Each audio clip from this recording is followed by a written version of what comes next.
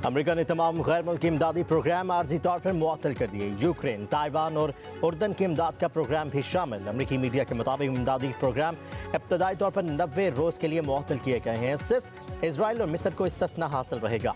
America के तमाम सफारती council missions को हुक्मनामा जारी। अमेरिकी वज़ीर ख़ारजा मार्को रूबियो प्रोग्राम्स का जायजा लेकर इनमें तब्दीली या मुकम्मल तौर पर ख़त्म करने का फैसला करेंगे। महकमा ख़ारजा ने ताहाल इस खबर की तस्दीक नहीं की।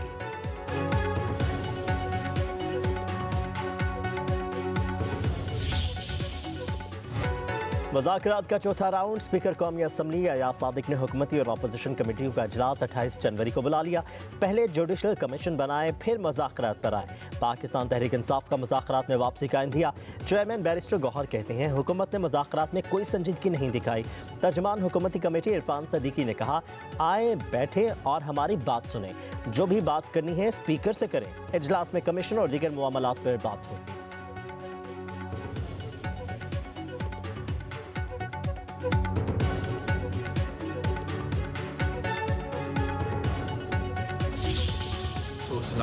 बात है कि जब भी सुप्रीम कोर्ट की ओहदे में तब्दीलियाँ आते हैं, जो जजेस हैं वो चीफ जस्टिस के जो रास्ते हैं उनमें आसानियाँ पैदा करना चाहिए, ऐसे मुश्किलात पैदा नहीं करना चाहिए। पीटीआई के दौर में भी जो पीका की तरह लेजिस्लेशन हुआ था, बिल्कुल पाकिस्तान पीपल्स पार्टी ने मुखालफत की, मगर हमने मुखालफत सिर्फ मुखालफत की वजह से नहीं की। पिछले कानून से अब वो बेहतर सूरत में है। 26वीं तरमीम पार्लियामेंट के सिवा कोई ख़त्म नहीं कर सकता। कोई इदारा ख़त्म करेगा तो उसे हम मानेंगे, ना ही कोई और तस्लीम करेगा। सुप्रीम कोर्ट का कहीं भी बेंच हो, आइन और कानून पर अमल दरामद करना होगा। चेयरमैन पीपल्स पार्टी बिलावल भुट्टो जरदारी का कहना है वफाकी काबीना का हिस्सा नहीं बन रहे। मौजूदा हुकूमत 5 साल पूरे करेगी। पाकिस्तान की खारजा पॉलिसी अपनी जगह कायम और दायम है। सदर डोनाल्ड ट्रंप की दावत पर नाश्ते में शिरकत करूंगा। यह सिलसिला हमारी वालिदा के दौर से चलता आ रहा है। कहा कि पीके एक्ट में मीडिया से मशावरत होती तो बेहतर होता। हुकूमत को कोई भी कदम उठाने से पहले इत्तफाक राय पैदा करना चाहिए। पीपल्स पार्टी के पास अक्सरियत नहीं कि मर्जी की कानून साजी कर सके। नाश्ता के लिए मैं जा रहा हूँ, नाश्ता के लिए इंशाल्लाह ताला मैं जाऊँगा। वो अपनी वादा के दौर से तो हमारा सिलसिला चलता आ रहा है। पाकिस्तान पीपल्स पार्टी की नून लीग से मुज़ाकरात के लिए तमाम कमेटियां तहलील। नून लीग से पावर शेयरिंग फार्मूले पर मुज़ाकरात का इख्तियार सदर आसिफ अली जरदारी को दे दिया गया। पाकिस्तान पीपल्स पार्टी की सेंट्रल एग्जीक्यूटिव कमेटी के इजलास में अहम फैसले। अरकान को हुकूमत से मुज़ाकरात पर ब्रीफिंग दी गई। मुश्तरका मफादात काउंसिल का इजलास बुलाने का मुतालबा। ज़राए के मुताबिक वफाक की जानिब से ज़राई टैक्स लगाने पर तहफ़्फ़ुज़ात का इजहार। टैक्स 45% से कम करके 20% करने की तजवीज़। पंजाब के अरकान ने नून लीग के खिलाफ शिकायत के अंबार लगा दिए। ज़राए के मुताबिक CEC इजलास में अरकान की अक्सरियत ने हुकूमत इत्तेहाद छोड़ने की तजवीज़ दे दी। मौक़िफ़ अपनाया, नून लीग से इत्तेहाद पीपल्स पार्टी की साख को तबाह कर रहा है। हुकूमत इत्तेहाद में रहे तो आवाम में कैसे जाएंगे। अरकान ने कहा मशावरत होती है, ना ही आगाह किया जाता है, तो फिर हम कैसे इत्तेहादी हैं।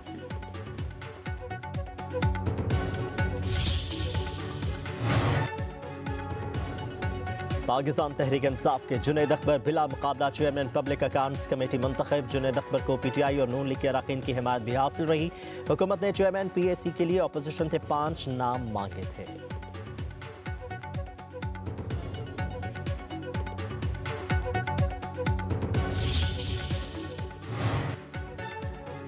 इंसानी स्मगलिंग में मुलविस गिरोहों के सदेबाब के लिए खसूसी टास्क फोर्स कायम। वज़ीर-ए-आज़म शहबाज शरीफ कहते हैं इंसानी स्मगलिंग में मुलविस अनासिर को कैफले किरदार तक पहुँचाएंगे, गिरफ्तारियों में तेज़ी लाई जाए। वज़ीर-ए-आज़म शहबाज शरीफ की गैर कानूनी तारकीन वतन की कश्ती हादसात से मुतालिक हफ्तावार इजलास में गुफ्तगू। कहा कि तमाम इदारे बशमुल वज़ारत ख़ारजा स्मगलरों की निशानदही में अपना भरपूर किरदार अदा करें। इजलास में ब्रीफिंग के दौरान बताया गया कि अब तक 25 मुल्ज़िमान समेत 6 मुनज़्ज़म इंसानी स्मगलिंग के गिरोहों की निशानदही, 12 FIRs, 3 अहम अफराद की गिरफ्तारी, 16 लोगों के नाम पासपोर्ट कंट्रोल लिस्ट में डाले जा चुके हैं।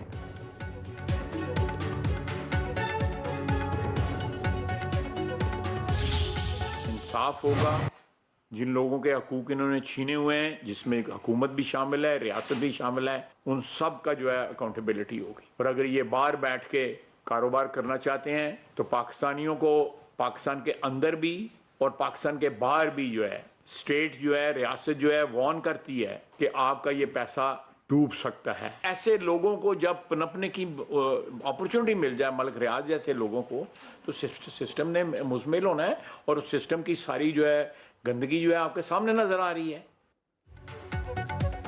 मलिक रियाज के असासों की तहकीकात का वक्त आ गया है। मलिक रियाज पर हाथ डालेंगे, यूएई से हवालगी भी होगी। वो वक्त गुजर गया जब मलिक रियाज को कोई भी हाथ नहीं लगा सकता था। वज़ीर दिफा ख्वाजा आसिफ की न्यूज़ कॉन्फ्रेंस बोले, मलिक रियाज ने गरीबों की ज़मीनों पर कब्जा किया हुआ है। मुल्क भर में खरीदी हुई जायदादों में नकाइस है, खरीदारी में शफाफियत नहीं रखी गई। मलिक रियाज ने कहा था कि उन्होंने हर शख्स को नवाजा है। 190 मिलियन पाउंड का मसला उठाया तो मुझसे राबता किया और कहा कि दुबई में छा गया हूँ। मलिक रियाज पहले बैरून मुल्क कारोबार को हराम कहते थे। वज़ीर दिफा ने मजीद कहा कि सियासत और सहाफ़त में दोहरा मयार ख़त्म होना चाहिए, इदारों में दोगलापन नहीं होना चाहिए। पीके एक्ट के खिलाफ बातें करने वाले अपने गिरेबान में झांके। सहाफ़त की आज़ादी और हम सब के लिए ईमानदारी बहुत ज़रूरी है। मीडिया मालिकान को भी आज़ादी सहाफ़त का ख्याल रखना चाहिए।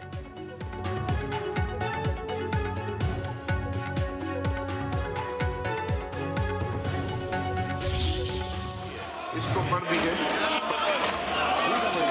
हाँ 3 years. Minister for 3 years. I would like to bill further to amend the Trade Organization Act 2013. The Trade Organization Amendment Bill 2021 be passed. Parliament के मुश्तरका इजलास में अपोजिशन का शोर शराबा। अपोजिशन अरकान प्ले कार्ड उठाए ऐवान में पहुंचे। पीके एक्ट नामंजूर के नारे, एजेंडे की कॉपियां फाड़ दी। इजलास 18 मिनट ही जारी रहा। 4 बिल मंजूर, 4 मौखर। वफाकी वजारत तालीम से मुतालिका तमाम बिल्स मौखर। कानून साजी के दौरान भी अपोजिशन का एहतजाज जारी रहा।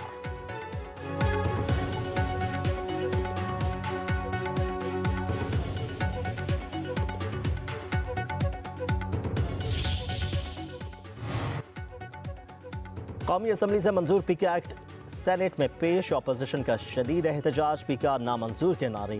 अपोजिशन सेनेटर्स वॉकआउट कर गए। बिल मुतल्लिका कमेटी के सपोर्ट।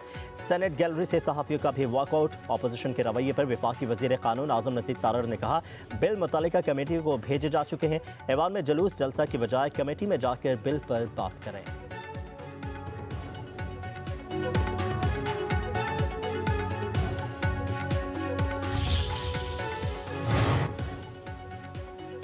पीके एक्ट जुबान बंद करने का काला कानून है। फॉर्म 47 की हुकूमत भी पीका कवानीन का निशाना बनेगी।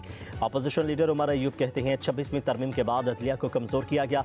पीके एक्ट से आवाज़ों को दबाया जाएगा। सहाफ़ियों को हथकड़ियाँ लगेंगी। कहा कि मैशत डूब चुकी है, इंटरनेट बंद कर दिया गया है। शार्क मछली को कंट्रोल नहीं कर सकते और पाकिस्तान को डिजिटल बनाने के दावे कर रहे हैं। हुकूमत होश के नाखून ले।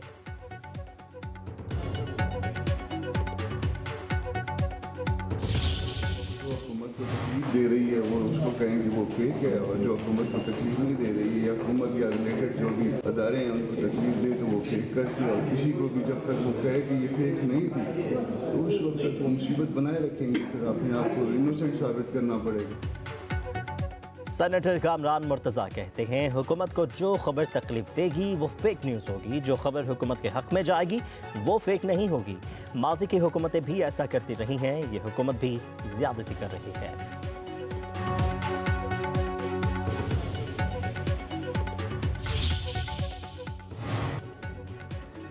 खैबर पख्तूनख्वा असम्बली ने पीके एक्ट और डिजिटल पाकिस्तान एक्ट मुस्तरद कर दिया। करारदाद की मुतफ़िका तौर पर मंजूरी। MP शफीउल्लाह जान की पेश करदा करारदाद में पीके एक्ट को मुतनाज़ करार दिया गया। तरमीम वापस लेने का भी मुतालबा।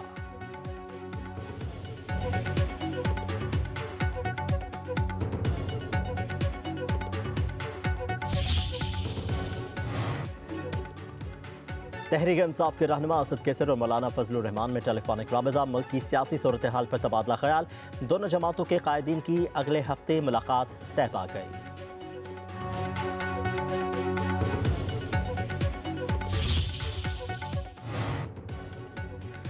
पंजाब के लाखों खानदानों को निगहबान रमज़ान पैकेज देने का फैसला। वज़ीर आला पंजाब की ज़ेर सदारत इजलास।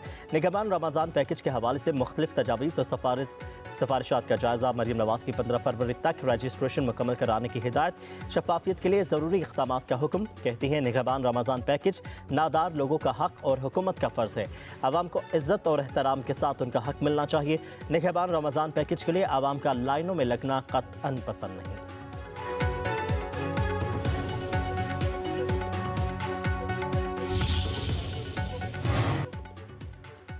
पंजाब धी रानी प्रोग्राम के तहत मुल्तान में 51 जोड़ों की इज्तिमाई शादियों की तकरीब वज़ीर आला मरीम नवाज की जानिब से नौबेहाता जोड़ों को 1-1 लाख रुपए की सलामी तहाइफ भी दिए गए। तकरीब में एक मसीही जोड़े की भी शिरकत, ज़ोहराने का एहतमाम, खूबसूरत सराय की झूमर भी पेश किया गया।